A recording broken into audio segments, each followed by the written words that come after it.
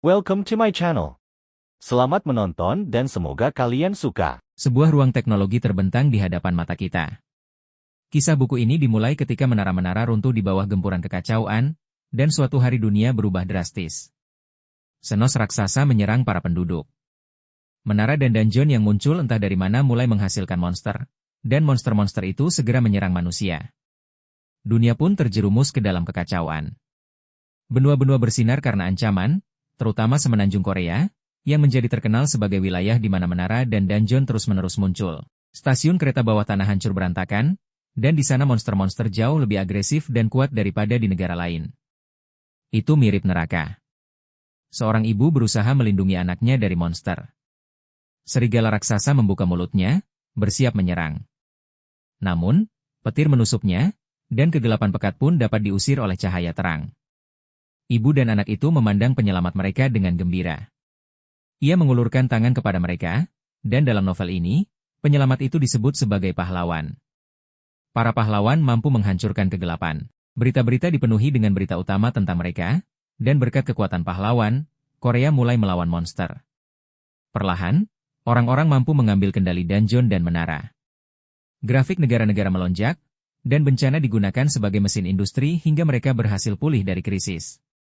Fajar menyingsing di atas kota, hari demi hari pun berlalu dan perlahan umat manusia mulai bangkit dari situasi yang mengerikan. Seiring waktu, Korea menjadi negara terkemuka yang menandingi Amerika, dan memasuki jajaran negara-negara kuat, yang menarik pahlawan-pahlawan terkenal dari seluruh dunia. Kota-kota berkembang pesat, dan untuk mencegah munculnya monster dan dungeon baru, Korea mendirikan pusat pelatihan pahlawan terbaik di dunia, yang mengajarkan sihir canggih dan teknologi sihir. Dan begitulah Cube Academy lahir. Para awakened yang paling beragam muncul di hadapan kita. Kadet dari seluruh dunia belajar di sana, yang mampu menembus meskipun persaingan ketat. Langit cerah sebening kristal. Pemuda itu mengasah serangannya dan menggunakan sihir yang kuat. Mereka adalah pahlawan yang akan menyelamatkan dunia ini di masa depan. Pria dengan pedang itu memancarkan aura merah yang kuat dari dirinya, dan pemuda dengan tombak itu berdiri dengan senyum tipis. Mereka adalah orang-orang yang bersaing dengan mereka. Ini adalah gambaran umum tentang situasi dunia. Jika Anda bertanya-tanya bagaimana ia mengetahui semua ini, dunia ini tidak diciptakan oleh Tuhan, tetapi oleh orang yang menceritakan kisah ini alias sang penulis. Matahari bersinar terang di atas Koloseum, dan suasana perayaan terasa. Suho mendekati podium, dan ia diberitahu bahwa ia menduduki posisi pertama di antara kadet tahun pertama. Setelah jeda singkat, pahlawan itu diberi selembar kertas dan dipanggil namanya. Penulis itu menyadari bahwa ia telah berakhir di dalam buku yang ia tulis sendiri. Penonton memandangi spanduk bersamanya dan mengaguminya, dan ia berpikir tentang apa yang ada tepat di depan matanya. Informasi tentang para peserta ditampilkan di layar. Penjelajah waktu itu membaca tentang nama pahlawan dan para kadet, setelah itu ia mengerti persis di dunia mana ia berada. Penulis itu langsung diliputi kepanikan dan bertanya-tanya apa yang telah terjadi di sini. Ia mendengar banyak frasa ofensif yang ditujukan kepadanya dari setiap sudut arena. Protagonis itu fokus pada orang-orang yang duduk di sekitarnya dan tidak bergerak. Pemuda itu menyadari bahwa ia bisa mendengar semua yang dikatakan di kejauhan. Beberapa sosok manusia terlihat di kejauhan. Salah satunya mengatakan bahwa semua siswa tahun pertama cukup cakap tahun ini. Di antara mereka berdiri seorang wanita dengan rambut coklat dan tersenyum, mengatakan bahwa Suho ada di antara mereka. Ia meletakkan tangannya di pinggul dan mengatakan bahwa ia bahkan tidak percaya bahwa anak itu baru berusia 17 tahun. Penulis itu menjadi khawatir dan berpikir tentang nama jenius muda itu. Ia membayangkan dirinya dan mengatakan bahwa dia adalah karakter utama di dunia ini. Kemudian pemuda itu membayangkan pedang dan mengatakan bahwa dia adalah seorang pahlawan dan orang yang akan memimpin dunia di mana monster berkuasa, yaitu seorang yang baik dan adil yang memiliki semua kualitas seorang pahlawan. Dia memiliki rahasia spesial yang disembunyikan dari semua orang.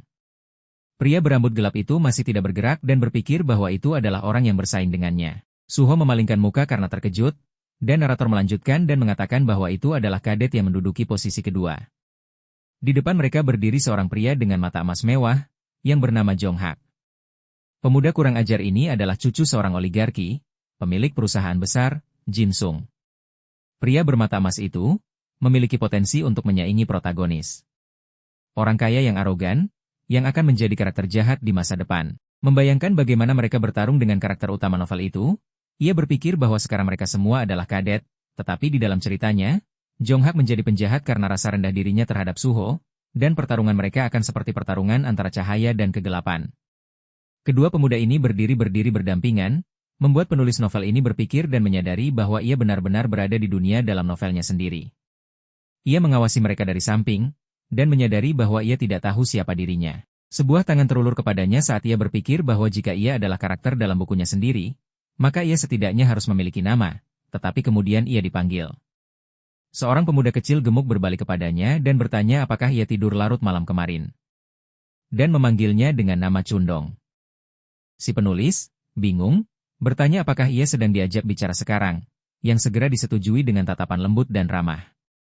Dan kemudian pikiran yang mengkhawatirkan menyerangnya, dan ia bertanya-tanya apakah ada orang lain dengan nama itu. Ia tidak ingat pernah menulis karakter seperti itu, ia berpikir mungkin akan mengingatnya setelah melihat wajahnya. Ia melihat ke layar di langit dan melihat dirinya dengan tanda tanya di wajahnya. Ia bertanya-tanya siapa orang ini. Dan kemudian ia memiliki lebih banyak pertanyaan daripada jawaban. Pria berambut gelap itu memegangi wajahnya dan bertanya-tanya dengan ngeri mengapa wajahnya menjadi tanda tanya. Pada saat itu, ia menyadari bahwa ia telah menjadi karakter yang tidak ia tulis di dalam buku. Melihat orang lain di antara penonton, ia berpikir bahwa ia tidak memiliki penampilan, tidak ada peran, dan namanya agak kuno.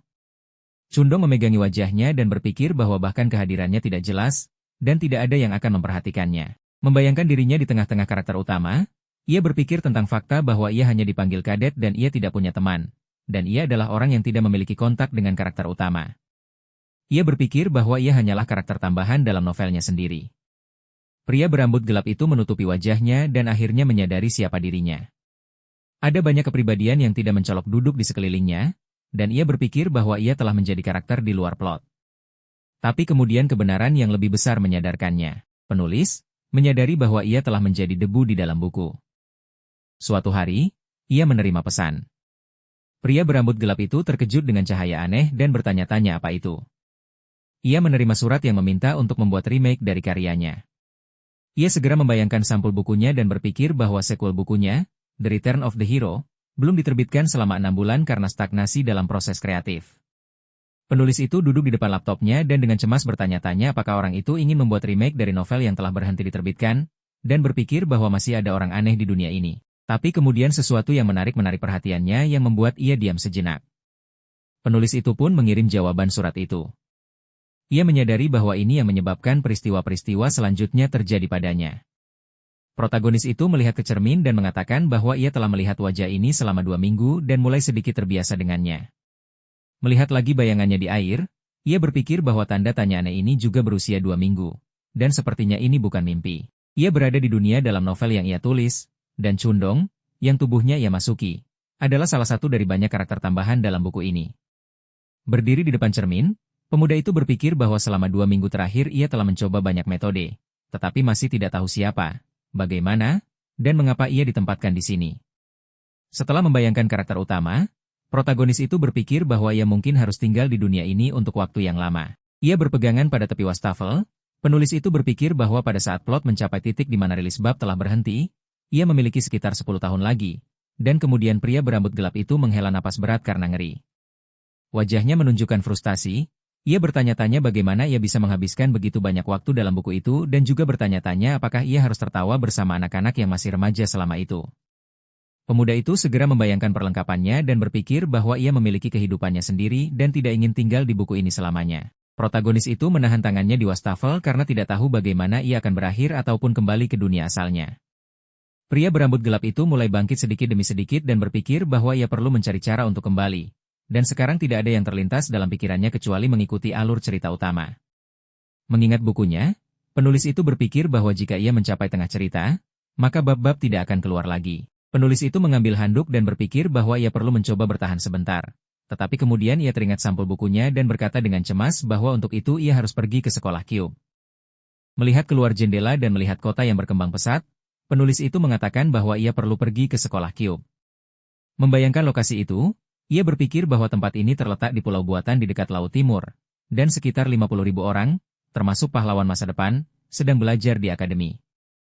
Sebuah kota berteknologi tinggi di mana sihir, industri maju, dan personel berbakat dari seluruh dunia berkumpul, dan berkat akademi ini, Korea disebut salah satu negara paling kuat dan berpengaruh di dunia. Ia berdiri memegang ranselnya dengan cemas dan berpikir bahwa ini adalah pusat kota dan panggung utama tempat plot bukunya terungkap.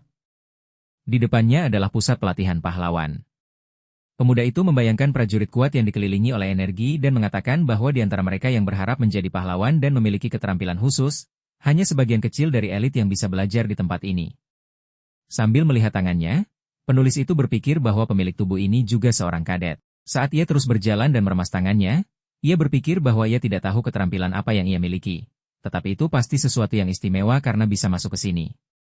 Protagonis itu mulai khawatir dan berpikir bahwa apapun itu, ia berharap kemampuan ini akan membantunya. Ketika ia mendekati pintu dan mengangkat kepalanya, ia berpikir tentang bertahan hidup di sekolah yang mengerikan ini. Memasuki ruang kelas, ia menemukan banyak siswa duduk di meja mereka. Pemuda itu masuk ke ruang kelas kebenaran, yang merupakan tempat sentral di klub. Salah satu teman sekelasnya mulai menguap, dan ia berpikir bahwa ini adalah tempat di mana ada karakter baik dan jahat. Melihat bagian lain dari ruang kelas, penulis itu berpikir bahwa ada juga sekutu dan saingan di sana. Tapi ketika ia melihat Suho tersenyum, ia langsung berpikir bahwa ini juga tempat sang karakter utama buku itu. Melihat teman-temannya, pemuda itu menyadari bahwa mereka akan segera mulai membentuk kelompok, yang akan menimbulkan berbagai peristiwa. Chundong duduk dan berpikir tentang bagaimana ia harus bersama mereka selama 10 tahun, dan tanpa wajah, dan kemudian berpikir tentang betapa kesepiannya ia. Ia tiba di asramanya pada sore hari.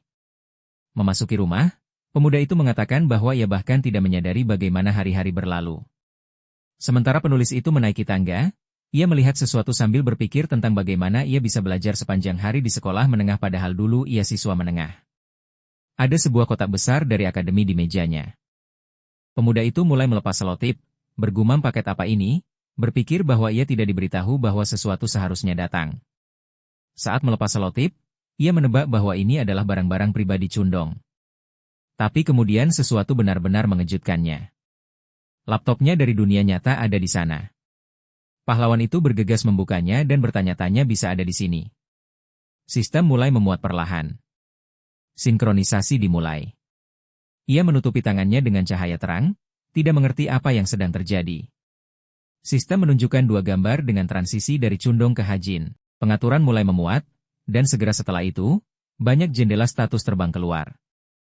Penulis itu segera ingat bahwa ini adalah log pengaturan yang sama yang ia buat sendiri.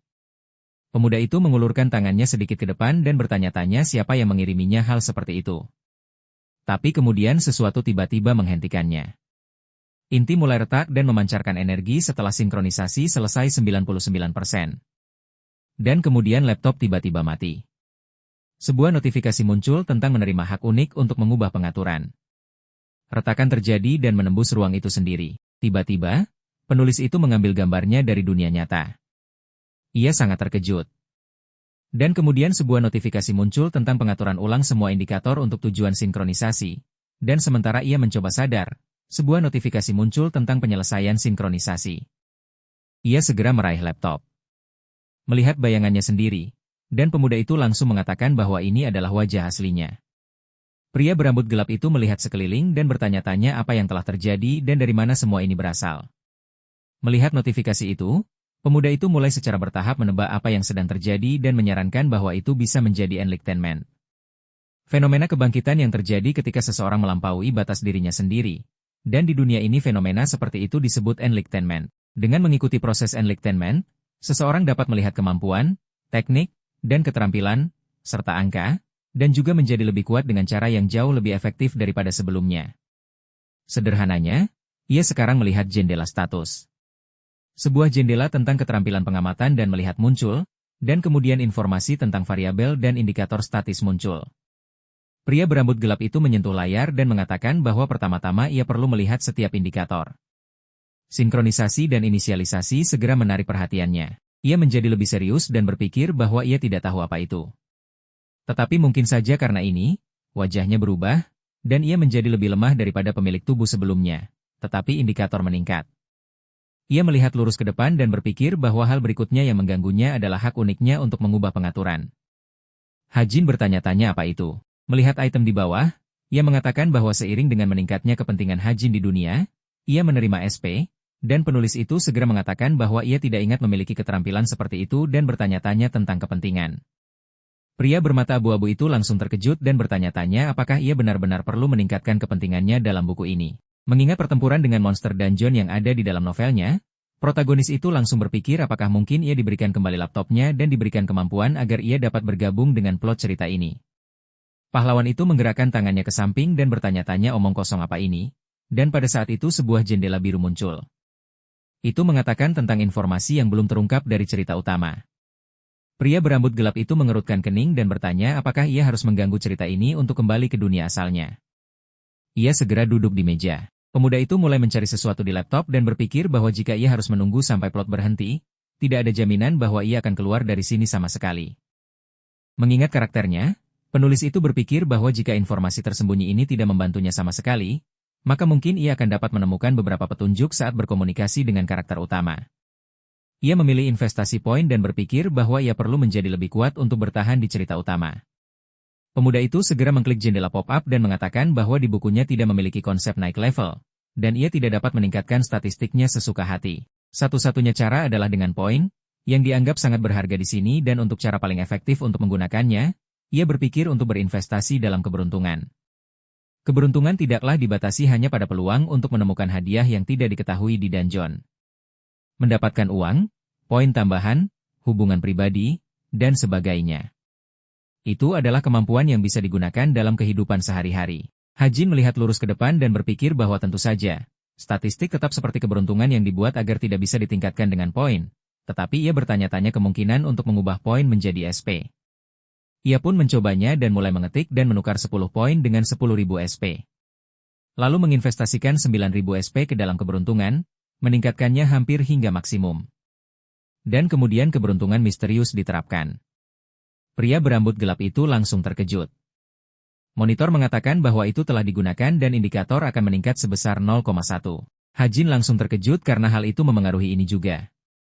Ia bersandar di kursinya, meletakkan jarinya di hidungnya, dan berpikir bahwa kekuatan magis karakter utama sekitar 9, yang berarti ini hasil yang spektakuler.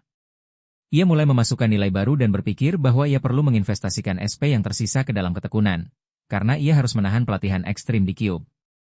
Dan ketika pahlawan itu menginvestasikan poin, keberuntungan besar diterapkan dan kesabaran meningkat dari 6,6 menjadi 7.207, yang membuatnya mengatakan bahwa keberuntungan memanglah raja. Namun tiba-tiba, sebuah peringatan muncul bahwa ada kesalahan yang terdeteksi yang dapat mempengaruhi plot.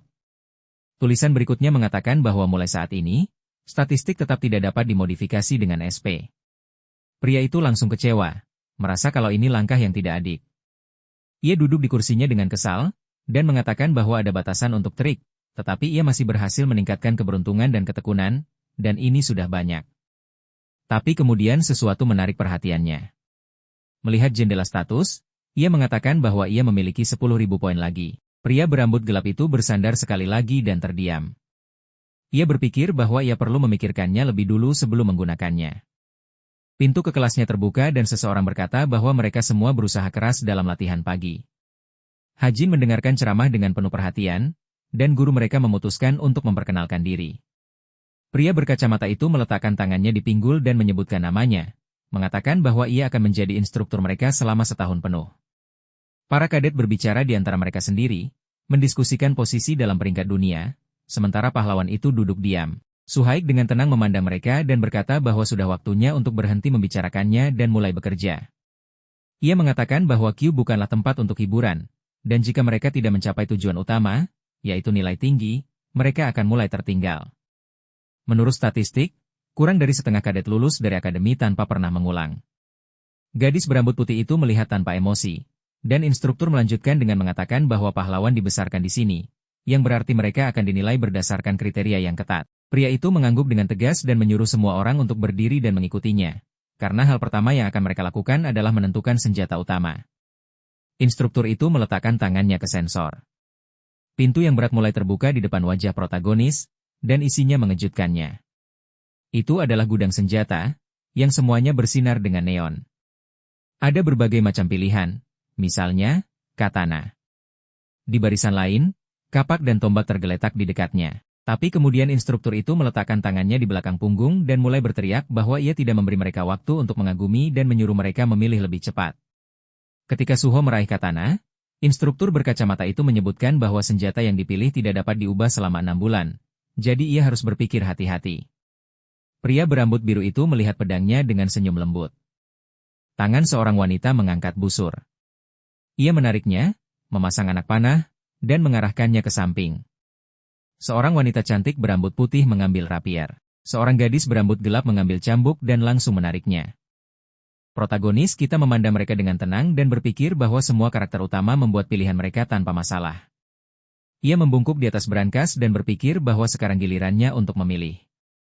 Pria bermata abu-abu itu melihat ke depan dan terlintas dalam benaknya bahwa ia perlu berpikir hati-hati. Setelah memeriksa naginata dan tombak, pemuda itu berpikir bahwa dengan indikatornya, ia tidak akan bisa berhenti pada senjata yang digunakan oleh kadet lain. Setelah memeriksa perisai, pahlawan itu berpikir bahwa meskipun ia ingin meningkatkannya, efisiensi investasi poin hanya akan turun, jadi ia memiliki beberapa kondisi untuk senjata utama. Hajin melihat ke samping dan berpikir bahwa ia harus memiliki pengalaman menggunakannya di dunia nyata dan ia harus cepat beradaptasi dengannya. Dan kemudian tangannya sendiri meraih pilihan yang tepat. Para kadet lain memandangnya dengan sangat terkejut dan memanggil semua orang untuk melihatnya. Suhaik melebarkan matanya karena terkejut dan segera menoleh ke siswa itu dengan pertanyaan apakah dia benar-benar akan mengambil senjata ini. Di tangan protagonis ada sebuah Glock 19. Pahlawan itu berdiri di tengah aula, memegang pistol di tangannya. Suhaik melihat dengan saksama dokumen itu dan memberitahu kadet itu bahwa, seperti yang ia ingat, anak itu menggunakan pedang di akademi militer. Pemuda itu, memandangnya, menjelaskan bahwa ia memutuskan untuk mengubah senjata. Sebuah pertanyaan yang terdengar bingung, karena Hajin melakukannya setelah datang ke Cube. Hal itu langsung dibenarkan oleh Hajin. Instruktur memandangnya melalui kacamatanya dan menyetujuinya, mengatakan bahwa di Cube, pilihan selalu ada di tangan kadet. Melipat tangannya, Suhai berteriak bahwa tidak peduli apakah itu pilihan yang tepat atau tidak, tanggung jawab hanya ada pada mereka. Ia meminta mereka mengingat itu. Hajin memandangnya dengan diam. Ia memalingkan muka, saat mendengar seseorang mengatakan bahwa ia benar-benar gila. Teman-teman sekelasnya berbisik, bertanya mengapa ia masuk Cube jika ia memilih pistol. Tidak jelas. Ia harus melakukannya selama sparring. Mungkin ia ingin menarik perhatian. Itulah yang ia dengar dari teman sekelasnya. Menyentuh telinganya yang gatal dengan jari-jarinya, Hajin berpikir bahwa di dunia ini, pistol tetaplah senjata terbaik, terutama untuk orang biasa yang tidak tahu cara menggunakan sihir. Peluru ajaib tipe peluru yang paling banyak digunakan di sini. Mereka jauh lebih kuat dan lebih merusak daripada peluru baja biasa karena mengandung mana. Namun, meskipun demikian, senjata api tidak terlalu populer. Hal ini dikarenakan terdapat batasan tertentu. Peluru melesat ke depan. Pria itu menangkis dengan tangannya. Bagian logam pada sarung tangan pria itu berasap. Instruktur di belakangnya memanggil kadet berikutnya. Ini alasan pertama, tidak peduli seberapa kuat penggunanya, kekuatan penghancur pistol itu terbatas. Alasan kedua adalah bahwa pistol tidak memiliki sejarah asal yang dalam dan signifikan. Di dunia ini mitos dan legenda menjadi hidup, serta artefak dari legenda-legenda ini hidup sebagai persenjataan di dunia nyata. Semakin panjang dan dalam sejarah suatu senjata, semakin tinggi pangkatnya. Oleh karena itu, para kadet Cube umumnya lebih menyukai senjata kuno, bukan senjata modern, tetapi yang memiliki sejarahnya sendiri. Mereka percaya pada kekuatan mereka dan tidak hanya mengandalkan peluru ajaib. Semua demi menjadi setidaknya satu langkah lebih tinggi, bahkan jika mereka mencapai batas kemampuan mereka. Hajin berpikir bahwa tentu saja, itu tidak ada hubungannya dengan dirinya. Ia berjalan menyusuri lorong, berpikir bahwa ia bukan semacam protagonis buku komik. Ia belum pernah memegang pedang dalam hidupnya, jadi tidak ada perbandingan antara dirinya dan kadet lainnya. Pemuda itu melihat kotak logam di tangannya dan berpikir bahwa pistol bukanlah pilihan yang buruk. Ia bisa menggunakannya dengan cepat. Ditambah lagi, itu adalah cara yang bagus untuk mendapatkan poin. Melihat ke samping, pemuda itu berpikir bahwa karena ia telah memilih senjata, ia sekarang perlu mendapatkan bakat. Bakat adalah kemampuan yang dapat dengan mudah disebut spesialisasi. Biasanya, setiap orang diberi satu bakat, tetapi ada beberapa karakter pengecualian. Pria berambut biru itu berjalan menyusuri lorong dengan katana di sarungnya, cukup terkejut karena Nayun juga berlatih di sini. Nayun memegang busur di tangannya. Mendengar pertanyaannya itu membuat gadis itu mengerutkan kening dengan jengkel dan bertanya, memangnya di mana lagi ia harus berlatih? Suho dengan canggung menggaruk bagian kelas berakhir. Ia mendekat, Ia ingat bahwa penembak lain muncul di kelas mereka. Gadis itu bertanya lagi, Hajin atau siapapun namanya. Pemuda itu membenarkan. Naun terlihat kesal karena tidak senang dan temannya bertanya, "Ada apa dengan wajahmu?" Sebagai tanggapan, ia mengatakan kalau ia tidak bisa menerimanya. Ia pun berkata, "Penembak macam apa dia dengan pistol yang memiliki jangkauan tembak kurang dari 1 kilometer?" Nayun menghela napas, gadis itu memalingkan pandangannya dan berkata bahwa mungkin dia sudah menyerah untuk menjadi pahlawan. Karena dia tidak memiliki catatan dikeluarkan jika pensiun dini, jadi dia hanya mencoba bertahan sedikit lebih lama lagi. Naun memandang pemuda itu. Suho berkata, "Kamu tidak seharusnya mengucapkan kata-kata seperti itu dengan entengnya." Pemanah itu memalingkan wajah dengan tidak senang. Pria berambut biru itu tersenyum manis padanya. Gadis itu jadi sangat marah dan berteriak kepadanya untuk tidak menceramahinya. Ia tidak ingin mendengarnya dari pria itu. Pria berambut biru itu meminta maaf dengan terkejut. Gadis itu berteriak bahwa jika dia tidak ingin berlatih, maka dia harus pergi. Jari-jari Hajin menyentuh telinganya. Ia menggosok telinganya dengan cemas, berpikir, mungkin seseorang sedang membicarakannya. Ia duduk dengan tangan bersilang di depan laptopnya, berpikir bahwa karakter utama Suho akan menjadi pahlawan terbaik hanya karena talent ini. Itulah pentingnya talent. Di layar ada deskripsi hak unik untuk mengubah pengaturan, yang memungkinkan pengeditan atau pembuatan keterampilan atau produk, serta poin dan kemampuan. Karena Hajin sudah menerima 10.000 SP saat menulis talent pertamanya, ia merasa tidak bisa melewatkan kesempatan ini. Talent penembak jitu muncul di layar, memungkinkannya menangani senjata jarak jauh dengan baik, dan pemuda itu memutuskan bahwa ia harus mencobanya terlebih dahulu. Sistem melaporkan bahwa ia menggunakan 10.000 SP untuk menciptakan sebuah talent. Ia bertanya dengan terkejut, jadi ia memperbaiki semuanya sendiri. Di layar ada jendela ungu yang menjelaskan keterampilan penembak jitu permanen, tingkat rata-rata, jenis pertumbuhan, tingkat penguasaan 10, poin penguasaan 0%. Keterampilan-keterampilan itu tercantum. Bullet time. Setiap 4 jam, 3 detik dialokasikan untuk menggunakan waktu peluru dalam pertempuran nyata. Master Sharpshooter's Training. Bisa menggunakan segala jenis senjata jarak jauh. Thousand Mile Eye. Kemampuan untuk melihat jarak jauh dan memprediksi jalur pergerakan target. Ia membayangkan sebuah busur dengan beberapa anak panah dan berpikir bahwa senjata jarak jauh dapat berguna. Ia akan dapat menggunakan tidak hanya pistol, tetapi juga busur. Pemuda itu berpikir dengan menyentuh wajahnya. Ia berpikir bahwa di atas segalanya, talent yang berkembang. Sekarang levelnya tidak terlalu tinggi, tetapi ia akan dapat mengembangkannya, dan itu adalah nilai tambah. Dalam jangka panjang, itu bahkan jauh lebih baik. Ia tangannya bergerak ke arah keyboard, mengatakan bahwa itu bagus, ia akan memilih ini. Merentangkan tubuhnya, Hajin mengatakan bahwa ia tampaknya sudah siap sekarang. Ia berpikir bahwa ia hanya perlu mempertahankan kemampuannya sampai plot utama buku itu berakhir. Para kadet berjalan di sepanjang jalur dekat gedung-gedung tinggi. Di dalam kelas seorang wanita berdiri di mimbar, mengatakan bahwa tidak banyak masalah kecil, tetapi mereka perlu memperhatikan contoh-contoh pembersihan menara dan dungeon. Hajin menggeser jarinya di layar tablet, berpikir bahwa hanya perlu beberapa baris deskripsi saja untuk membuat sebuah buku teks. Pemuda itu berpikir bahwa jika karakter utama mengetahui hal ini, mereka akan menangis darah. Berkat talent observation dan browsing, ia bisa dengan mudah melewati kelas ini. Sama seperti namanya, observation dan browsing. Ia bisa mengobservasi semua karakter yang masuk ke dalam jarak pandangnya. Dan kapanpun ia mau, ia bisa menelusuri pengaturan di retinanya tanpa perantara. Suara guru terdengar bahwa mereka harus meninjau apa yang mereka pelajari hari ini. Bagaimanapun, mereka tahu bahwa waktu yang tersisa sebelum ujian sangat sedikit. Nayun duduk dengan dagu bertumpu di tangannya. Akhirnya, ia kehilangan kesabaran dan berteriak, mengapa mereka harus mempelajari hal semacam ini? Bagaimanapun, baginya cukup menunjukkan kemampuan di latihan praktek. Pada saat ini, pintu terbuka. Pria yang masuk berteriak kepada siswa kelas untuk pergi ke alun-alun dalam 20 menit untuk kelas veritas. Nayun tersenyum lebar yang antusias. Yonha dan Jonghak mengalihkan perhatian mereka ke pembicara. Terdengar kata-kata bahwa ini adalah latihan tempur sungguhan. Hajin dengan canggung bersandar pada tangannya dan berpikir bahwa saat ini telah tiba. Siluet para kadet berdiri di platform bundar, terdengar kata-kata bahwa mereka berharap semua tahu pelajaran macam apa ini. Oleh karena itu, mereka akan segera melanjutkan ke pembentukan tim. Setiap tim akan memiliki 4 orang, 2 prajurit, 1 penembak, dan 1 asisten. Gadis pirang itu mendengarkan bersama yang lain bahwa jika tidak ada yang terjadi, tim akan berada dalam komposisi ini sampai ujian tengah semester. Setiap tim akan menyertakan kadet tingkat rendah dan tingkat tinggi agar adil.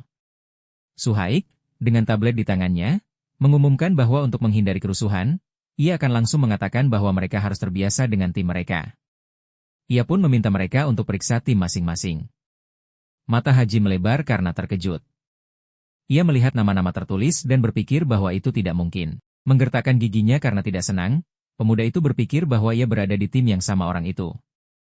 Di layar, ada daftar anggota tim, yang termasuk Hajin dan Yonha. Menatap layar, pemuda itu tersenyum masam dan berpikir bahwa ia berada di tim yang sama dengan Yonha. Selalu seperti ini di buku-buku. Ia berpikir bahwa selayaknya di semua novel, karakter utama dikelilingi oleh banyak karakter yang bertemu dengannya, berbicara dengannya, dan terlibat dalam cerita yang sama. Dan di antara semua karakter ini, Yu Yonha adalah karakter yang spesial. Gadis itu adalah penerus guild terbaik nomor 1 di Korea, Essence of the Strait, serta pewaris dari keluarga bermartabat tinggi. Pada awal novel, ia membentuk penentangan melawan Kim Suho, tapi, lama-lama Yonha ikut terpengaruh dan menjadi teman yang bisa diandalkan bagi Suho. Sambil melihat punggung gadis berambut panjang itu, Hajin berpikir bahwa inilah mengapa Yonha adalah karakter yang sangat penting. Semakin sering ia terlibat dalam cerita buku, semakin banyak poin yang bisa diperoleh. Dengan tekad kuat ia mengepalkan tinjunya, pria berambut coklat itu berpikir bahwa hari ini selama latihan ia pasti harus menemukan cara untuk menarik perhatiannya. Yona berbalik ketika ia mendengar seseorang menyapanya. Ia melihat seorang pemuda berkerudung yang mengatakan bahwa mereka berada di tim yang sama. Itu adalah Hosung, di sampingnya berdiri seorang gadis berambut hijau bernama Hazuki. Gadis itu memandang mereka dengan acuh tak acuh, dan sebuah pola muncul di kepalanya. Apakah ia akan menerima mereka atau mengabaikannya saja? Ia pun tersenyum manis, Yonha berkata, senang sekali, Tuan Hosung, Nona Hazuki. Pemuda itu berpikir, mereka seumuran jadi mengapa dia begitu formal. Berbalik, gadis berambut panjang itu bertanya, di mana anggota terakhir tim mereka? Terdengar kata-kata bahwa itu adalah dirinya. Hajin dengan percaya diri berjalan menuju rekan satu timnya.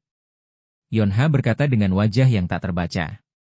Memandang gadis itu, Hajin berpikir bahwa ia tidak boleh gelagapan. Gadis itu paling tidak menyukai orang yang tidak percaya diri. Hosung memandangnya dengan kagum dan berseru bahwa ia adalah orang yang memilih pistol saat pemilihan senjata. Dengan senyum lebar, pemuda itu mengatakan bahwa Hajin telah berhasil menjadi terkenal di kalangan murid baru. Seorang pria dengan wajah sangar muncul di belakangnya dan bertanya dengan suara menakutkan, apakah mereka punya waktu untuk mengobrol. Para kadet yang ketakutan menoleh ke Suhaik yang tegas. Instruktur itu berteriak bahwa ia telah mengirim lokasi monster yang harus dilawan tim ke smartwatch. Ia pun menyuruh mereka untuk cepat pergi. Matahari cerah menyinari rumput di tepi pantai. Sinar matahari berkedip-kedip di antara bilah-bilah rumput kekuningan. 3 pahlawan dengan cepat berlari melintasi lapangan. Sebuah peta dengan panah muncul di atas smartwatch di pergelangan tangan. Berbalik, Yonha berkata bahwa mereka akan segera sampai, jadi ia meminta mereka untuk bersiap-siap. Melihat Hazuki, ia mengatakan bahwa mereka bisa mencari informasi tentang monster ketika mereka sampai di sana. Hajin membungkuk, berpikir bahwa ia bisa mati. Ia kelelahan dan berkeringat karena berlari. Berpikir bahwa kemampuan fisiknya di atas level orang biasa, tapi siapa yang menyangka, hampir tidak tertinggal adalah hal yang paling baik yang bisa ia lakukan. Dan kini ia hanya tertatih-tatih di belakang mereka. Hosung dengan kapak dengan percaya diri berlari ke depan. Hazuki, fokus, tidak terlihat lelah. Hajin berpikir, apakah ini hal wajar dari kadet Cube? Berhenti berlari, Yonha melihat ke depan dan berkata bahwa mereka sudah sampai. Ini adalah tempat latihan, pantai nomor 8. Sebuah perahu kecil mengambang di laut di depan mereka. Tiba-tiba sebuah tentakel ungu muncul. Monster itu memukul perahu dengan tentakel besarnya. Para pahlawan menyaksikan gurita itu memercik di air sambil terus menghancurkan perahu. Berdiri di pantai, Yonha menyarankan agar mereka mulai membahas rencana mereka. Sebuah diagram gurita muncul dari jam tangannya. Ia mengatakan bahwa itu adalah monster berperingkat rendah, gurita bungkuk hitam. Gurita itu tidak memiliki kekuatan serangan yang begitu kuat. Pertumbuhan pada tubuh monster itu ditandai dengan warna pada diagram. Ia menjelaskan bahwa masalahnya ada di punuk di atas kepalanya. Ketika merasakan bahaya mendekat, bayi-bayi gurita muncul dari punuk ini dan tiba-tiba menyerang musuh. Beberapa lusin gurita penghisap darah terbang keluar sekaligus, dan masing-masing mampu mengubah orang biasa menjadi mumi dalam 1 detik. Hosung melihat proyeksi itu dan berkata bahwa begitu pertempuran dimulai, pertama-tama, perlu untuk menghancurkan bayi-bayi ini. Hazuki menambahkan bahwa jika perlu untuk mengatasi beberapa lusin, maka Hajin, yang merupakan penembak, harus mencoba. Yonha mengatakan tidak, ia akan menangani bayi gurita itu sendiri. Pemuda itu melirik, mendengar gadis itu menyuruh warrior mundur untuk menghemat kekuatan sihir. Gurita hitam memiliki kecepatan pemulihan yang sangat cepat, mereka perlu menghancurkan punuknya dengan 1 pukulan. Hajin memandang gadis itu dengan terkejut, berpikir bahwa ia mencoba mengeluarkannya dari latihan. Berbalik ke arah Hajin, Yonha bertanya, apakah semua orang siap? Dengan tatapan serius, ia dengan tegas mengatakan bahwa mereka akan melanjutkan rencana mereka. Pria itu memandangnya dengan gelap, berpikir bahwa gadis itu adalah pengganggu. Serangan tentakel menghancurkan kapal yang mengambang.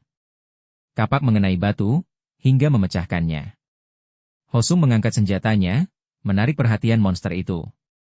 Ia menopang kapak pada batu, berdiri dalam posisi percaya diri. Melihat monster itu melambaikan tentakelnya, ia berpikir bahwa ia harus terlebih dahulu memancingnya ke pantai. Pupil horizontal gurita itu bergetar. Percikan air besar naik. Pemuda itu menegang, melihat bayangan yang mendekat di bawah air. Mengangkat gelombang, monster itu mendekat. Melihat dengan mata yang menyala, ia naik ke pantai, memaksa pemuda itu melarikan diri. Tim 5, pertarungan latihan dengan monster telah dimulai. Sambil membuka mulutnya karena ketakutan, Hosung berlari menjauh dari pantai. Hazuki dengan cemas menyentuh gagang pedang. Hajin yang pucat pasi karena ketakutan, kini sudah memegang pistol. Tapi Yonha bergerak maju dengan tatapan bertekad. Punuk ungu di tubuh monster itu bergetar. Kilatan terang muncul dan banyak anak gurita terbang keluar dari sana. Hosung berbalik dan berkata sambil menyeringai bahwa sudah meledak. Banyak monster kecil terbang di atas pemuda dengan kapak itu. Tentakel itu memiliki mulut bergigi bulat. Pemuda itu berbalik, berlari menjauh dari bayi gurita. Ia menggertakkan giginya saat melihat mereka sudah semakin dekat. Tapi sebuah gerakan cambuk yang cepat pun muncul. Yonha memotong monster-monster itu dengan gerakan tajam. Angin mengibaskan rambut gadis yang berdiri dengan percaya diri itu. Sambil duduk, Hosung memandang gadis itu dan berpikir, ini adalah kekuatan yang mengerikan. Ranker Yonha, yang menduduki peringkat ke-7 saat memasuki Kyub. Gadis itu dengan tenang melihat ke depan. Pemuda itu berlari lebih jauh dari pantai, Hosung dengan kapak di tangannya berterima kasih pada Yonha. Pertumbuhan di kepala monster itu menjadi lebih besar lagi. Pahlawan wanita itu mengayunkan cambuknya. Gurita itu menjadi marah ketika ia memukulnya. Gurita itu mengulurkan tentakel ke arahnya. Seekor gurita kecil muncul dari belakang. Gurita itu menyebar tentakelnya untuk membuka mulutnya. Hazuki melihatnya dengan ketakutan dan berteriak, memperingatkan Yonha akan bahaya. Gadis berambut panjang itu membeku, menyadarinya. Ia berbalik menghadap monster bergigi yang mendekat. Tiba-tiba, monster itu hancur berkeping-keping sebelum mencapai kepalanya. Cangkangnya jatuh ke tanah. Hajin, berlutut, menggenggam pistolnya. Wajahnya bertekad, dan asap keluar dari laras pistol. Yonha berbalik dengan marah dan memanggilnya. Hajin memandangnya sambil tersenyum tipis. SP, yang dapat ditukar dengan poin statistik, meningkat setiap kali kepentingan Hajin di dunia ini meningkat. Namun, sejak awal, ia berada di luar plot, jadi sulit baginya untuk mengharapkan nilai tinggi.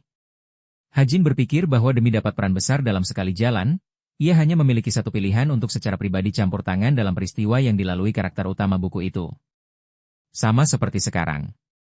Yonha berbalik ke pemuda yang memegang pistol. Hazuki membuka mulutnya karena terkejut.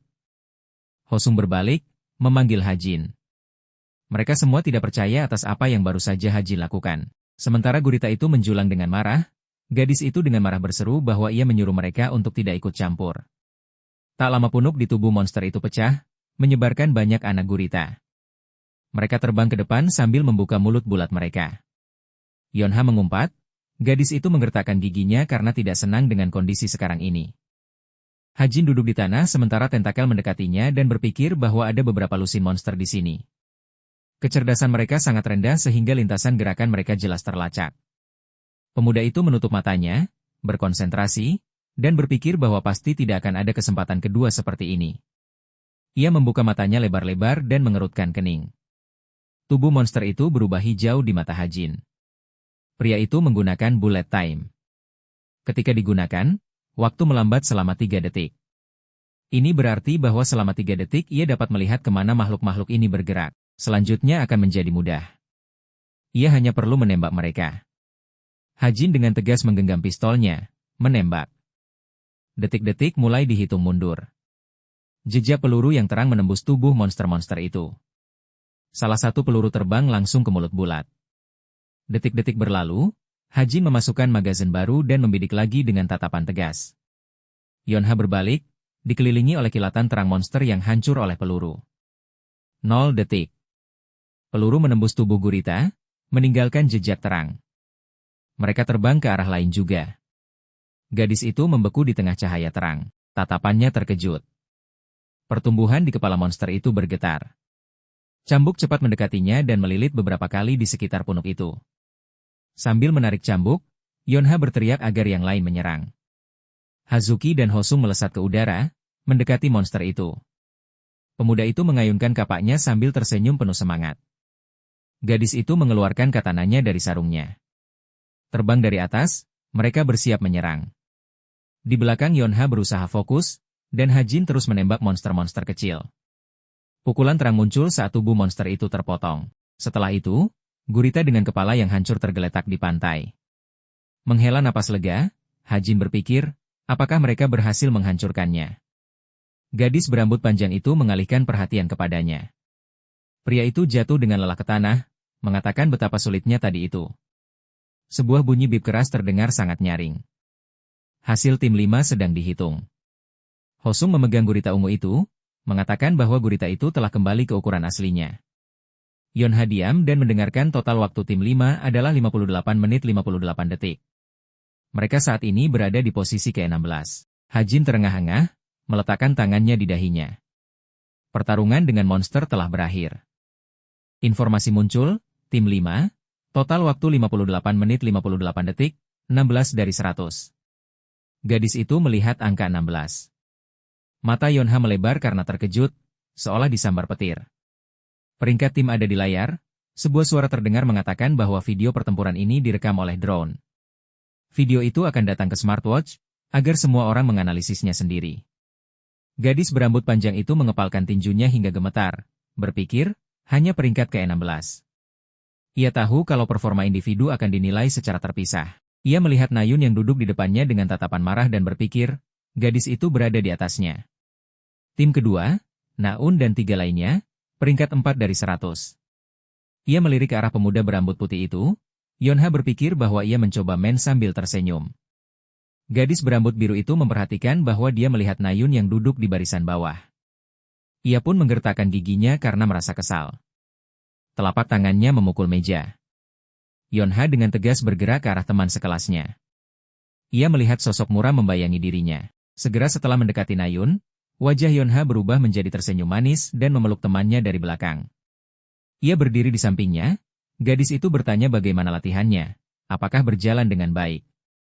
Nayun menjawab bahwa ia berada di peringkat ke-4, itu sangat disayangkan. Padahal ia ingin mengalahkan Jonghak dan Rachel. Nayun pun bertanya balik. Yonha dengan canggung menjawab bahwa ia berada di peringkat ke-16, tetapi dalam hati ia menggertakkan giginya, berseru dengan marah, betapa menjengkelkannya hal ini. Terkejut, temannya itu menunjuk jarinya ke Hajin, mengatakan bahwa peringkat ke-16 dengan penembak itu keren. Nayun merasa temannya itu pasti akan jauh lebih baik kalau benda itu tidak menghalanginya. Yonha memandang pria yang menguap itu dan dalam hati mengulang kata yang diucapkan Nayun barusan. Ia langsung yakin kalau pasti karena pria itu mereka menghabiskan 50 menit untuk sampai ke tempat itu, padahal bisa dilakukan dalam 10 menit. Meskipun begitu, kontribusinya dalam pertempuran dengan monster cukup tinggi. Hajin menyentuh telinganya yang seperti terbakar, berpikir bahwa sepertinya ada yang membicarakannya. Gadis itu teringat monster itu dan berpikir bahwa beberapa lusin bayi yang keluar dari gurita itu, Hajin bisa menghancurkan mereka bahkan sebelum mereka menyentuh tanah, dan ini hanya dengan peluru sihir biasa. Ia melihat bagaimana Hosung dengan gembira menepuk pemuda yang tertegun itu, memberitahu penembak itu bahwa berkat dia mereka melakukannya dengan mudah, dan Hazuki berseru bahwa itu luar biasa. Melihat ke depan dengan serius, Gadis berambut panjang itu bertanya-tanya siapa dia sebenarnya. Sebuah jeritan kecil terdengar. Hajin yang kelelahan tergeletak di lantai ruang latihan. Sambil menggaruk kepalanya, ia melihat laptop dan mengatakan bahwa karena latihan, ia tidak dapat memeriksa notifikasi.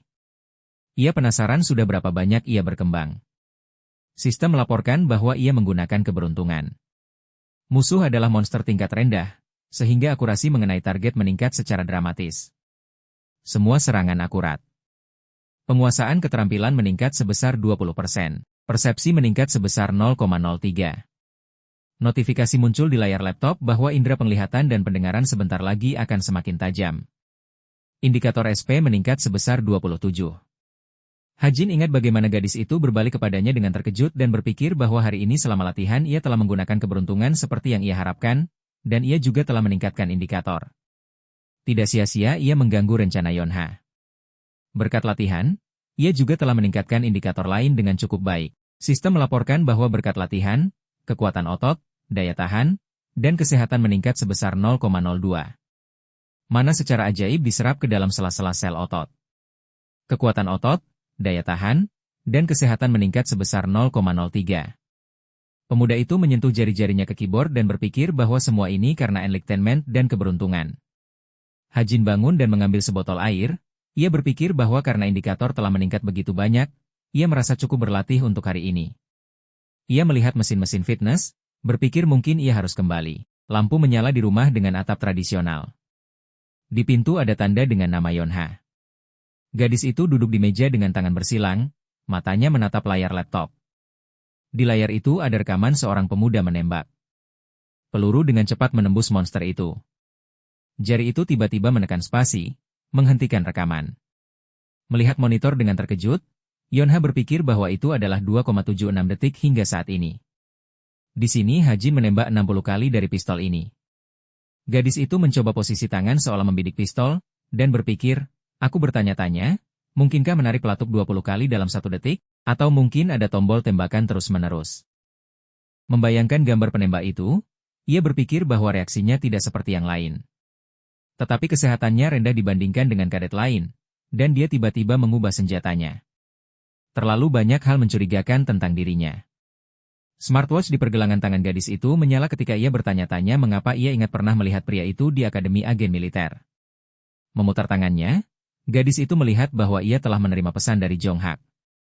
Pemuda itu bertanya apa yang ia lakukan.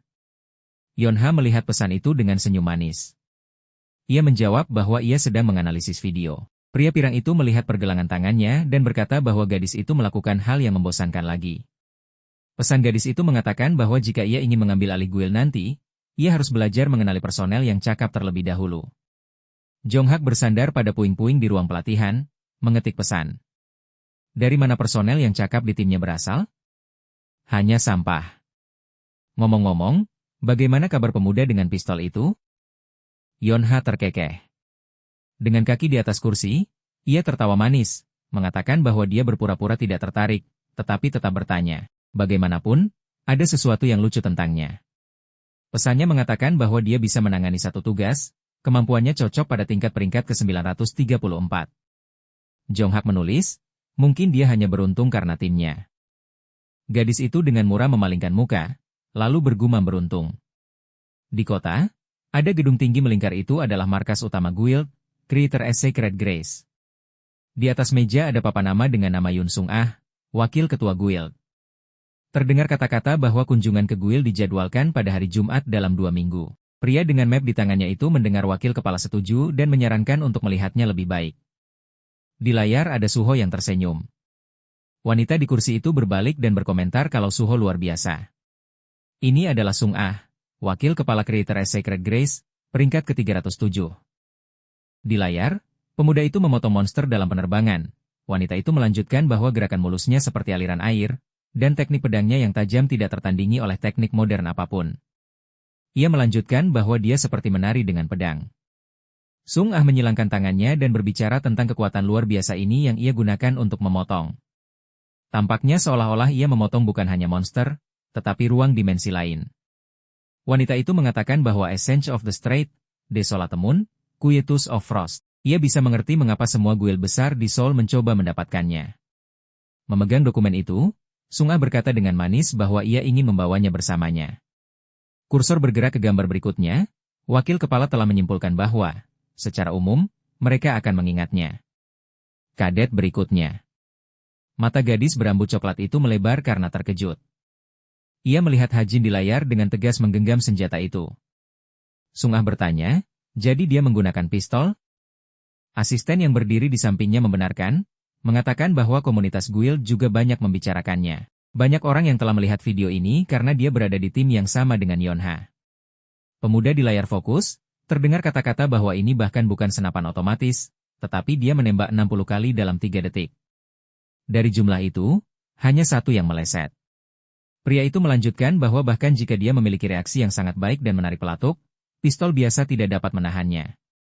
Asisten itu mengatakan menunjukkan performa seperti ini dengan menggunakan produk kelas bawah, kemampuan Kim Ha-jin tampaknya bisa menjadi heretik. Ditambah lagi ia mendengar ada rumor kalau Ha-jin mengganti dari pedang menjadi pistol saat memasuki Cube. Wanita itu dengan berpikir kalau anak itu adalah Enlik Tenet. Ini adalah fenomena di mana seseorang memahami talentnya sendiri. Sebelum Enlightenment, seseorang tidak bisa mengetahui talent apa yang dimilikinya. Jadi terkadang ada orang yang mengubah senjata utama mereka, karena tidak sesuai dengan keterampilan mereka. Tapi jika ini terjadi, pertumbuhan karir mulai tertinggal 3 tahun. Karena itulah di akademi, kadet disarankan untuk menggunakan senjata yang berbeda. Sambil menyilangkan tangannya, Sung Ah mengatakan bahwa di dalam pada usia 17 tahun, dia berkembang cukup cepat. Tetapi jika ia terbatas pada satu pistol, maka tidak ada yang aneh tentang dirinya. Ia berkata, bagaimanapun juga, mereka harus melihatnya lebih dekat. Lalu bertanya apakah ada pengintai yang luang sekarang. Asisten menjawab bahwa tentu saja tidak ada. Karena kelompok ini sangat spesial, semua orang mengintainya. Wakil kepala mengangguk mengerti, dan mengatakan bahwa mereka akan meninggalkannya untuk saat ini. Jika dia adalah berlian kasar, dia akan mulai berkilau dengan sendirinya. Cahaya layar terpantul di matanya, ia mengatakan bahwa akan segera jelas apakah panggilan untuk anak itu berlebihan atau tidak. Perlahan tapi pasti anak itu akan menampakkan wujudnya sendiri. Di hari Rabu, adalah hari di mana latihan anti-personel dilakukan. Suho menggenggam pedang di tangannya. Pemuda lain mengayunkan tinjunya sambil menyeringai. Para lawan bentrok dalam serangan.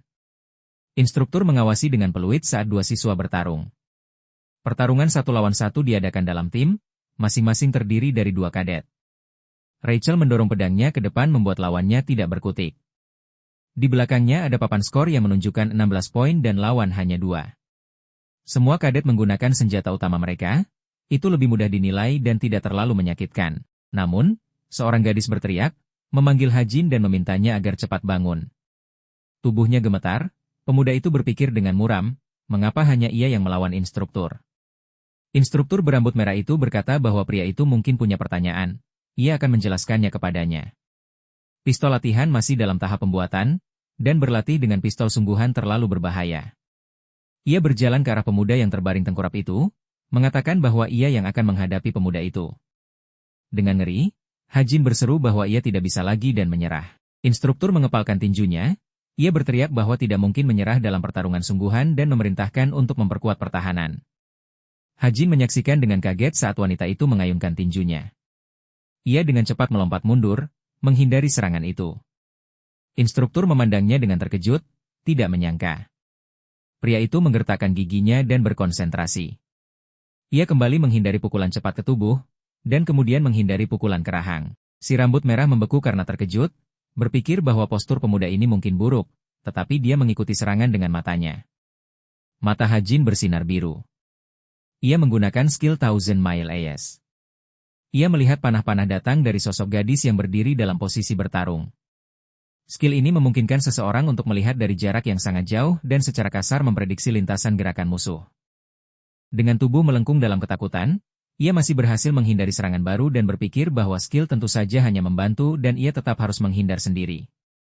Seorang teman sekelas menunjuk jari, menyuruh temannya untuk melihat Hajin yang hanya melompat sana-sini. Pria itu menoleh ke arah mereka dengan tidak senang, namun sistem melaporkan bahwa poin SP meningkat sebesar 40. Pemuda itu berpikir bahwa menarik perhatian memang memiliki efek yang berguna. Kaleng kola jatuh dari sebuah mesin. Sambil menghela napas lelah, Hajin duduk di dekat mesin, mengeluarkannya, dan dengan muram menoleh ke samping. Melihat Yonha sedang berjalan melewatinya di sepanjang koridor. Ia memandang pemuda itu dengan muram. Hajin pun diam-diam memandangnya. Gadis itu terus berjalan, dan pria itu berpikir bahwa meskipun ia yang menulisnya, tapi gadis itu memiliki karakter yang menyebalkan. Hajin menyentuh tombol pada mesin dengan jarinya, ia berpikir, mungkin ia harus melakukan eksperimen kecil. Yonha berbalik ketika ia mendengar namanya dipanggil. Sebuah kaleng kola dilemparkan kepadanya. Gadis itu menangkapnya dengan mudah. Sambil memegang kaleng, ia bertanya, apa Hajin mengajaknya ribut? Bangkit, pemuda itu tidak mengerti apa yang dimaksud Yonha. Gadis itu hendak berbalik, lalu mendengar bahwa Hajin sudah membantu saat latihan terakhir, pemuda itu berharap mereka bisa akrab. Itu hanya sebuah eksperimen. Mata pemuda itu bersinar sedikit biru. Ia berpikir bahwa jika ia mendapatkan 40 poin ketika ia menarik perhatian di depan karakter sampingan, berapa banyak poin yang akan didapatkan setelah berbicara dengan anggota grup si protagonis. Yonha menutup matanya dan berkata kalau ia baik-baik saja dan meminta Hajin untuk meminumnya sendiri, dan Hajin menangkap kaleng yang dilemparkan kembali. Gadis itu menunjuk jarinya dengan tidak senang dan berkata bahwa ia tidak boleh memanggilnya secara informal tanpa izin. Ini adalah peringatan pertama. Ia berbalik, mengibaskan rambutnya. Yonha sedang berjalan di jalan. Tiba-tiba, ia melihat ke depan, menyadari sesuatu. Ia memegang tas di tangannya, dan gadis itu menyadari bahwa beratnya telah berubah. Gadis itu membukanya, dan menemukan kola. Hajin ternyata diam-diam meletakkan kaleng itu. Gadis itu mengumpat bahwa dia gila dan dengan marah mengayunkan kaleng itu. Namun, ia tidak jadi melemparkannya. Ia meletakkan kaleng kembali ke dalam tasnya. Yonha berpikir bahwa kola itu tidak bersalah. Hajin berdiri di pagar tangga dan berpikir bahwa Yonha menyukai makanan junk food, seperti kola, ramen, hamburger, tetapi karena reputasinya, ia tidak bisa membelinya. Sambil memegang laptop, pemuda itu berbalik dan berpikir bahwa jika ia mencoba menyentuh pengaturan yang tidak diketahui, bahkan dengan bantuan dialog pendek ia tidak akan mendapatkan banyak poin. Tetap saja, ia harus memaksa masuk dalam plot utama. Bagian berikutnya dari dalam cerita utama untuk mulai yaitu serangan monster manusia di Museum Senjata Nasional. Jin atau biasa disebut monster manusia adalah orang-orang yang membuat perjanjian dengan iblis. Sebagai ganti jiwa mereka, mereka mendapatkan kekuatan besar, menjadi bawahan iblis, dan menyebar di dunia ini. Tujuan dari insiden ini adalah untuk membunuh orang tertentu di Museum Senjata Nasional. Tapi, para monster manusia kesal dengan protagonis yang tidak sengaja ada di sana untuk melihat pameran. Karakter utama Suho akan dapat menarik perhatian karakter lain. Bukan hanya dua pemeran utama Kim Suho dan Nayun akan muncul di sini. Dan monster manusia belum begitu berbahaya karena ini baru awal. Melihat ke depan dengan penuh perhatian, Hajin memutuskan bahwa itu bagus, karena ia dapat menyelinap ke dalam episode ini. Ia berpikir bahwa pertama ia harus menemukan cara untuk mengikuti tur ke museum. Tiba-tiba, seorang pria bertopi memanggilnya, mengatakan bahwa waktu kelas sudah habis, mengapa ia berdiri di sini dan tidak pergi ke asrama. Hajin meletakkan laptopnya lalu mendengar tuntutan untuk memberikan nomornya. Ia pun meminta maaf, mengatakan bahwa ia akan pergi. Simbol terang muncul di monitor hitam. Simbol amplop kembali muncul. Ada aktivitas yang seperti di sekolah di Cube, yang disebut klub. Mereka seperti organisasi kecil yang dioperasikan kadet yang bersatu untuk hobi bersama dan terlibat dalam berbagai kegiatan. Seperti seni bela diri, berkebun, musik, melukis, dan sebagainya. Ada sekitar 100 perkumpulan yang berbeda di Cube.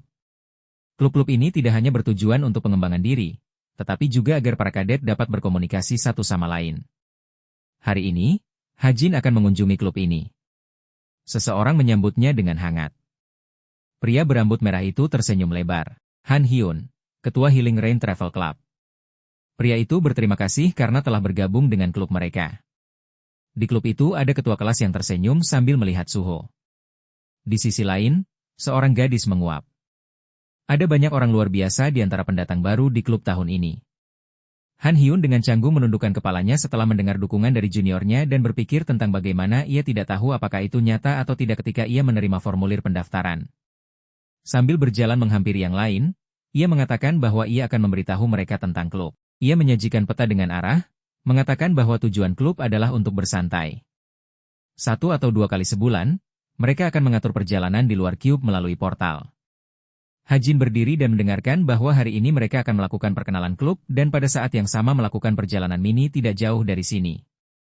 Han Hyun tersenyum bahagia, mengatakan bahwa mereka akan pergi ke Seoul.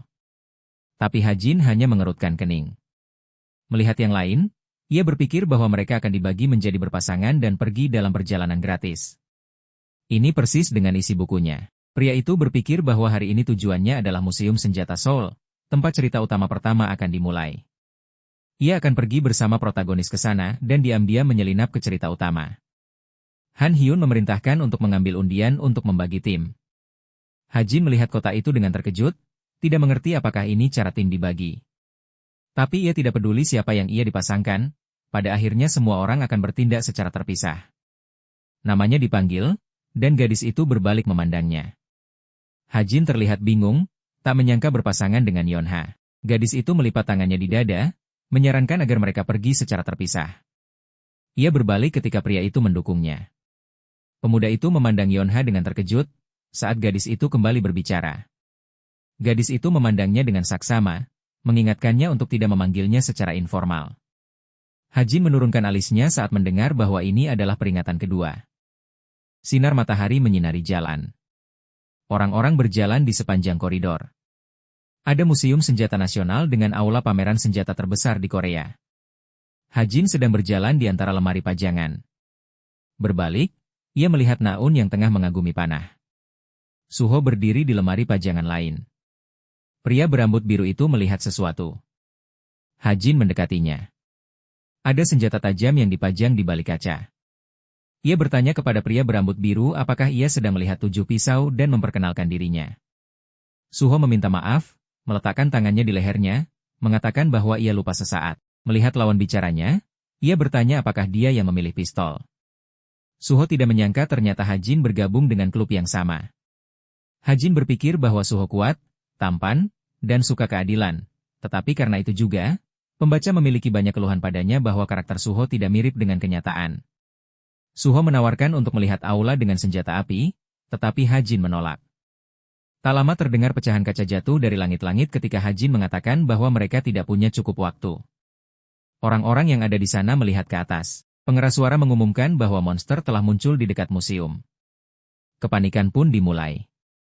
Semua orang bergegas menuju pintu keluar. Seseorang mendorong seorang anak kecil tanpa mempedulikannya. Seseorang memukul kaca, membuat semua orang berbalik untuk melihat ke arah suara. Suho menggendong gadis itu di pelukannya. Nayun mendesak semua orang untuk tenang, mengatakan bahwa pahlawan yang ditugaskan ke museum akan segera datang. Ia mengambil busurnya. Sistem memberitahu tentang pencurian pameran. Gadis itu memperingatkan bahwa jika mereka berlari keluar, mereka akan dimakan oleh monster. Pesan baru mengumumkan aktivasi penghalang. Aula berubah merah. Nayun meletakkan tempat anak panahnya di punggungnya, memberitahu pemuda itu bahwa mereka harus melindungi orang-orang sampai pahlawan itu datang. Langkah kaki terdengar. Gadis itu meraih anak panah sambil melihat seseorang. Pemuda itu berjalan dengan tenang dan dikelilingi oleh aura gelap. Nayun berteriak bahwa seseorang sudah masuk. Hajin menyadari bahwa itu adalah monster manusia Lucius Dog, penjahat yang berkontribusi pada perkembangan protagonis. Cakar muncul di tangannya, lalu berlari ke arah gadis di depannya. Tapi dengan cepat Suho menerkam musuh. Pahlawan itu menyaksikan semuanya sambil mengingat plot buku. Suho seharusnya dengan mudah mengatasinya, tetapi yang kini ia lahat malah musuh melemparkan Suho ke dinding. Pria berambut biru itu menghancurkan dinding. Hajin melihat Suho yang terbaring, menyadari bahwa dalam plot, semuanya berbeda. Awalnya, Kim Suho kalah, lalu ia mengumpulkan kekuatannya dan menang.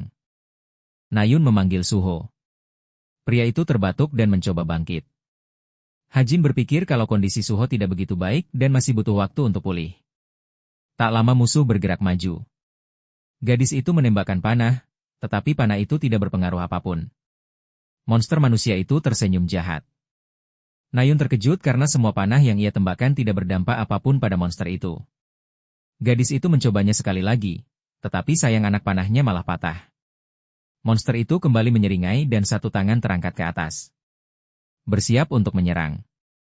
Hajin menyaksikan dengan terkejut. Ketika monster itu mencoba menerkam gadis itu, ia berteriak agar Nayun pergi. Cakarnya nyaris menyentuh wajah Nayun. Tapi Suho tiba-tiba menyerang. Membuka mulutnya lebar-lebar, ia bertanya apakah dia baik-baik saja. Gadis itu mengambil anak panah lain. Di sisi lain, monster itu dengan cepat menerkam pemuda berambut biru itu. Pemuda itu menahan serangan dengan pedangnya. Tanda gelap melilit bilah pedang. Sesuatu yang terang muncul di antara mereka. Binatang iblis itu memegang bilah pedang di mulutnya. Suho berpikir bahwa tangan monster manusia itu telah berubah. Iblis itu menekan lebih keras pada bilah pedang. Pemuda itu pun jatuh ke lantai, merasakan sakit saat taring menyentuh lehernya. Musuh tiba-tiba tersentak kesakitan saat anak panah menembusnya. Nayun, memegang busur, ia cukup terkejut karena tak menyangka tembakannya kali ini berpengaruh. Monster itu memandangnya dan mengarahkan tangan gelap ke arahnya. Gadis itu memandangnya dengan penuh keterkejutan. Monster itu membantingnya ke dinding. Hajin menyadari mereka dalam masalah.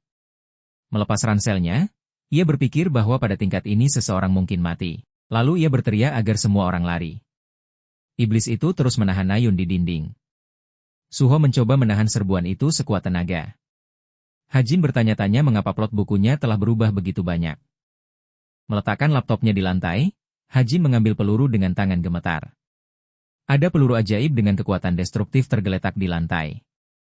Ia menyadari bahwa ia tidak bisa menggores monster itu dengan peluru ini. Ia merasa mustahil bisa memberi tembakan fatal meski ia meningkatkan kekuatan destruktif. Tapi di sisi lain ia yakin selama mereka di dunia novelnya, alur besar tidak akan berubah. Dengan wajah serius, Hajin pun mengetik sesuatu dan jendela status menginformasikan jika ia telah mengubah pengaturan.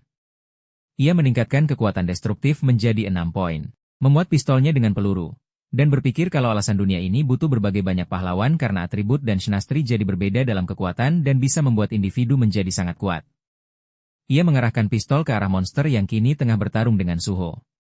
Hajin yakin monster manusia itu adalah dar atribut dan yang melemahkan kegelapan adalah cahaya. Ia berteriak pada Suho dan meminta agar pria itu untuk mundur. Hajin pun menembakkan pelurunya yang mengeluarkan cahaya yang sangat terang. Peluru yang ditembakkan itu mengenai lengan sang monster hingga robek.